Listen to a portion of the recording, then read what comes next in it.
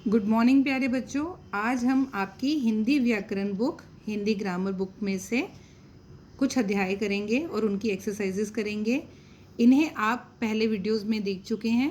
पहला अध्याय है भाषा किसे कहते हैं। भाषा वह माध्यम है जिससे हम अपनी बात दूसरे को समझा सकते हैं, बोलकर भी समझा सकते हैं और लिखकर भी समझा सकते हैं। ये आप सब जानते हैं, ठीक है। अब हम इसकी एक्सरसाइज करेंगे। भाषा के दो रूप होते हैं, आपको पहले ही मालूम है, मौखिक रूप और लिखित रूप। जब कोई बोलता है तब कोई सुनता है, ठीक है। जब बोला जा रहा है तो वो क्या है, मौखिक रूप है। और जब लिखा जा रहा है या पढ़ा जा रहा है वह लिखित रूप है। पेज नंबर 8 पर हम एक्सरसाइज करेंगे। चित्र में क्या काम हो रहा है, सही उत्तर पर सही का चिन्ह लगाइए। ये दोनों बच्चे क्या कर रहे हैं, लिखना या पढ़ना। दोनों के हाथ में पेन है, इसलिए ये दोनों लिख रहे हैं। माता जी क्या कर रही हैं, पढ़ रही हैं। ये दोनों बच्चे टीवी देख रहे हैं, तो उसमें से क्या है, सुन रहे हैं, तो सुनना। और यहाँ पे एक नेताजी एक भाषण दे रहे हैं, इसका मतलब वह बोल रहे हैं। पेज नंबर 9 पर हम करेंगे। बताइए नीचे कही बात सही है या गलत।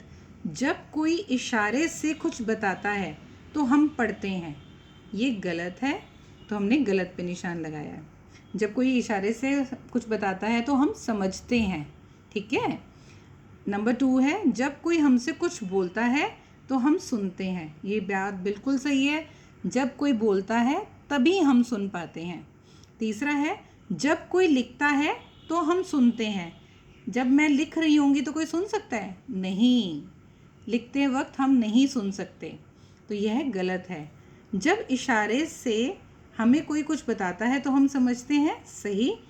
भाषा मन की बात को दूसरों तक पहुंचाती है, ये बात भी सही है। यह भाषा के कौन से रूप हैं, लिखिए।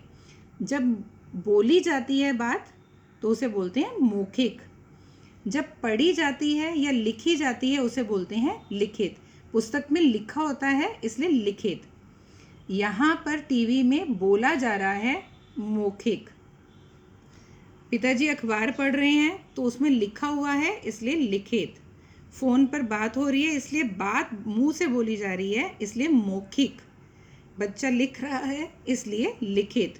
मुंह से बोली जाने वाली मौखिक, मुख से मौखिक बनता है इसलिए मौखिक। और लिखना हाथ से लिखने के लिए लिखित। इसी के साथ पहला अध्याय आपका ख़त्म हुआ। आप इसे सुंदर सुंदर अपनी हिंदी व्याकरण की पुस्तक में काम करेंगे।